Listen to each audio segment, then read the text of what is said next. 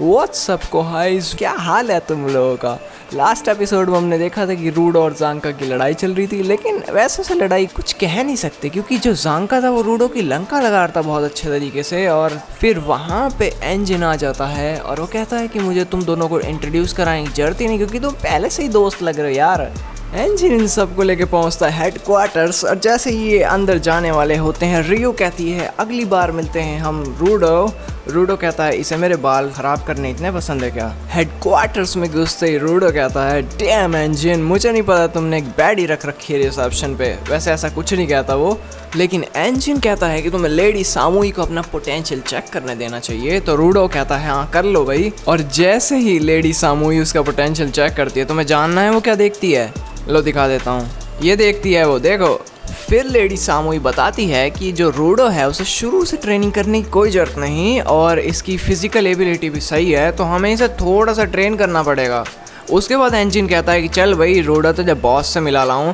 Boss के room तक जाते जाते वो बताता है रूडो को कि यहाँ पे बहुत सारे अलग अलग टाइप के हेल्पर्स हैं, जैसे क्लीनर, कॉम्बैटेंट, सेंटिनल्स और सपोर्टर्स। और वो ले जाता है उसे एक रूम में जहाँ पे वो सारे इकट्ठे हो रखे होते हैं। और तुम मुझे बता, अगर तुम किसी रूम में घुसो और तुम्हें लोग ऐसे देखें तो तुम क्या करोगे? अरे रूडो की तो छोड़ो, तो एंजिन भी डर जाता, कहता चल बाद में मिल लेंगे, पहले बॉस से ही मिल के आ जाते हैं। फिर एंजिन बॉस के रूम में जाने से रूडो को बताता है कि हमें हमारे बॉस को बहुत सारी चीज़ें पता है और वो यहाँ पे बहुत टाइम से रहते हैं और तो उनसे कुछ भी पूछ सकता है। एंजिन ये बताता है कि हम रह तो रहे हैं बॉस के साथ काफ़ी टाइम से, लेकिन हमारे में से किसी को भी ये नहीं पता कि बॉस के पास एबिलिटी कौन सी है। अब जैसे ही वो रूम में घुसते हैं बॉस के, उन्हें वहाँ पे बॉस नहीं दिखते, लेकिन वहाँ पे लेडी सामूई होती है। वो बताती है कि बॉस गए हुए हैं बिजनेस मीटिंग पे और वो आएंगे कुछ टाइम बाद। अब तुम्हें याद होगा मैंने तुम्हें क्या बताया था इसके रूडो के पोटेंशियल के बारे में, देख लो। अब ये रियू जो कि लेडी सामूई के साथ उस रूम में सफाई कर रही होती है, ये बाहर आके कहती है कि क्या रूडो हमें ज्वाइन कर सकता है, लेकिन ये जो ज्वाइन करना होगा ये फ्री नहीं होगा। अब पता लग गया इसका पोटेंशियल रूडो का। ये जो रियू है ये इसे दूसरा डेंजी बनाना चाह रही है। अब लेडी सामूई इन्हें बताती है एक मिशन है और ये इन्हें ये भी बताती है इस वर्ल्ड के बारे में कि जो ह्यूमंस हैं वो इधर उधर रहते हैं और जहाँ वो रहते हैं उस जगह को कहते हैं सेफ एरिया, और जो बाहर का एरिया होता है उसे ये कहते हैं पॉल्यूटेड। और पॉल्यूटेड जो एरिया होता है उसमें रहते हैं ट्रैश बीस्ट। और अगर पॉल्यूटेड एरिया से तुम ज़्यादा अंदर चले जाओ तो तुम्हें वहाँ मिलेगा नो मैंस लैंड। ये सबसे बेकार जगह है, यहाँ पे कोई रह नहीं सकता। अब लेडी सामूई इन्हें मास्क देती है और रूडो को भी, और कहती है जो बाहर बीस्ट हैं इन्हें साफ़ कर दो। और उसके बाद फिर हम देखते हैं इन्हें लड़ते हुए उनसे। जो रियू का वेपन होता है वो होता है एक सीजर, तो मतलब शायद ये बार होगी। रियू रूडो को बता ही रही होती है कि ये थोड़े छोटे छोटे बीस्ट हैं, इनसे डरने की कोई जरूरत नहीं है, लेकिन फिर कहीं से ये बड़ा सा दानव आ जाता है, पता नहीं है कहाँ से आया। लेकिन जो रियू होती है ये उसे अपनी जिंकी से मार नहीं पाती है, मतलब ये उस पर खूब उस पर स्लैश मारती है, उसे काटने की कोशिश करती है, कहती है मैं उसके छोटे छोटे टुकड़े कर देती हूँ जिससे ये मर जाए, लेकिन उसका कुछ होता ही नहीं, पता नहीं।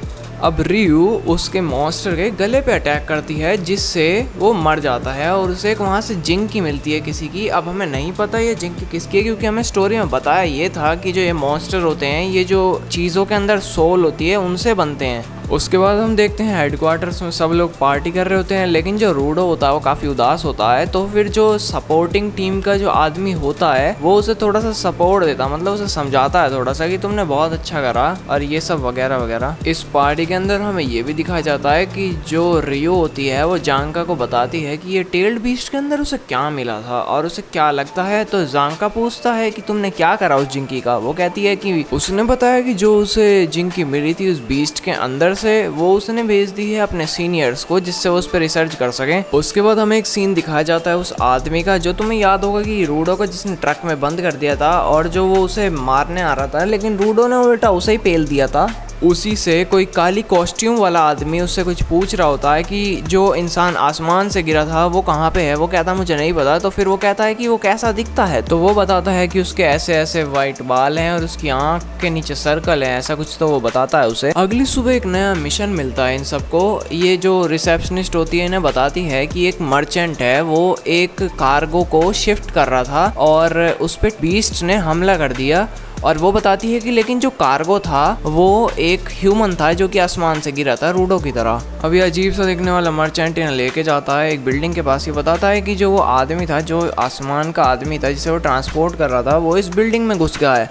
तो ये सब अंदर जाते हैं और जैसे ही ये अंदर पहुंचते हैं, जांका को वैसे शक हो रहा होता पहले से ही कि इसके प्लान में कुछ ज़्यादा ही चेंज हो रखे हैं। और जैसे ही वो बिल्डिंग में घुसते हैं, वो मर्चेंट चिल्लाता है कि ये आ गए सब यहाँ पे, और उसके बाद गड्ढा खुल जाता है नीचे से और वो सारे गड्ढे में गिर जाते हैं। नीचे देखते हैं कि यहाँ पे दो लोग आ रहे होते हैं इनकी तरफ। हमें बताया जाता है कि ये दोनों रेडर्स हैं और ये दोनों इन्हें मारने आए हैं और इसे वापस ले जाने आए हैं रूडो को, क्योंकि ये ऊपर से गिरा है और इन्हें रूडो से कुछ क्वेश्चंस पूछने हैं। जांका कहता है जो सपोर्टिंग टीम वाले होते हैं कि वो रूडो को लेके यहाँ से चले जाएं उसकी सेफ्टी के लिए, और जांका इन दोनों को देख लेगा।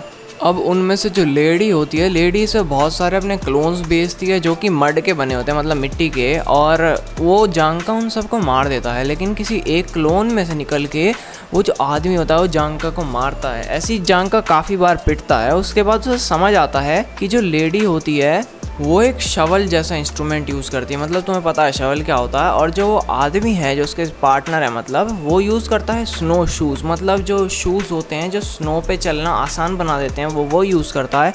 तो जांका समझ जाता है कि ये दोनों टीम है और वो जो आदमी है उसका जो जिंकी है वो बस शूज़ हैं और वो इसे पूरे टाइम बस नॉर्मल पंच मार रहा था। तो जो जांका है वो इन्हें थोड़ा सा चिढ़ाता है, हाँ देखो तो क्या कपल है। उसके बाद फिर इनमें दो स्लैश मार के वो यहाँ से निकल जाता है। पर जैसे ही जांका फ्री होता है उन दोनों से, वो अपने पीछे देखता है, उसके पीछे कोई खड़ा होता है बड़ा क्रीपी सा आदमी। उसके बाद हमें दिखाते हैं कि जो रूडो होता है वो उन 3 सपोर्टर्स के साथ वो वहाँ से भाग रहा होता है, और वो जो आदमी होता है जो जांका के पीछे आके खड़ा होता है एकदम से, वो एकदम रूडो के पास पहुंच जाता है और अपने रूडो पे अटैक कर देता है। रूडो उससे डॉज कर लेता है, लेकिन वो उससे पूछता है कि जो तुम्हारे साथ एक आदमी था जो तुम्हारे साथ लड़ रहा था उसका क्या हुआ। वो बताता है अच्छा वो नक्शड़ा आदमी जिसका मुंह अजीब सा वो गुस्से में रहता है, उसे तो मैंने सुला दिया। और ये सुनने के बाद ही जो रूडो के साथ 2 सपोर्टर होते तो वैसे वो 3 है, लेकिन उनमें से 2 जाके उससे लड़ने लग जाते हैं और वो दोनों को लात मार के उड़ा देता है। उसके बाद फिर वो रूडो से कहता है कि रूडो तुम्हें मेरे साथ चलना होगा, क्योंकि जो मेरा बॉस है वो तुमसे काफ़ी सारी चीज़ें पूछना चाहता है ऊपर की दुनिया के बारे में। और वो रूडो पे कूद के अटैक कर देता है, लेकिन जो एक और सपोर्टर होता है रूडो के साथ, वो एकदम रूडो के सामने आ जाता है और जो उसका अटैक होता है वो उसके सपोर्टर के पार निकल जाता है। उसे अपनी आंखों के सामने मरता देख रूडो को गुस्सा आ जाता है और जो उसका चाम गिर रहा होता है, मतलब उसके जो गले में लॉकेट होता है उस सपोर्टर के, वो रूडो के हाथ में आ जाता है, जिससे उसकी जो पावर होती है वो अनलॉक हो जाती है एक तरह से। अब हमें मांगा में बताया जाता है कि रूडो की पावर ये नहीं कि वो किसी चीज़ को छू के उसे अपने हिसाब से चेंज कर दे, लेकिन उसकी पावर ये है कि वो जिस भी चीज़ को छूता है वो उस चीज़ की पोटेंशियल को बाहर ला सकता है। अब रूडो और जैबर की बड़ी खतरनाक फाइट शुरू होती है, जिसमें हमें बताया जाता है कि रूडो जिस पावर का यूज़ कर रहा है उससे वो सामने वाले के मूव्स को बता सकता है कि ये कहाँ पे कौन सा अटैक करेगा और उसे अवॉइड कर सकता है बिना एक जगह से मूव करे हुए। लेकिन जो चार्म है वो सिर्फ प्रोटेक्शन के लिए है, तो रूडो किसी भी तरह का अटैक नहीं कर सकता, तो इसलिए उसे सिर्फ अपने हाथों का यूज़ करना पड़ रहा है अटैक करने के लिए, क्योंकि सिर्फ उस पावर से वो बस प्रोटेक्ट ही कर सकता है। बहुत लंबी फाइट के बाद जब रूडो जैबर को बिल्कुल कोने में दे के मारता है, तो उसके बाद जैबर कहता है मैं समझ चुका हूँ इतनी देर तक फाइट करने के बाद कि आखिर तेरी पावर काम कैसे करती है। ये एक चीज नोटिस करता है कि जो रूडो की पावर है वो मतलब देख नहीं सकती है कि कौन अटैक करने आ रहा है, वो बस हॉस्टिलिटी को फील कर सकती है। मतलब किसी के जो इंटेंशन होते हैं किसी को मारने के, वो सिर्फ उन्हें फील कर सकती है। तो फिर ये प्लान बनाता है और फिर ये क्या करता है, ये जो अपने क्लॉज होते हैं ये अपने अंदर घुसा लेता है, ये बता के कि जो मेरे क्लॉज पे न्यूरोटॉक्सिन लगा हुआ है वो मुझे मेरी कॉन्शियसनेस को फेड कर देगा, मतलब मुझे होश नहीं रहेगा, और जिससे तेरी जो पावर है वो मेरे इंटेंशंस भी सेंस नहीं कर पाएगी। अब हमें ये देखना है सीरियसली कि ये रूडो इसे डील कैसे करता है, क्योंकि अब इसका कुछ नहीं कह सकते क्या होगा, हो सकता है रूडो यहाँ पे मर भी जाए। अब ये तुम्हें देखना है अगले एपिसोड में।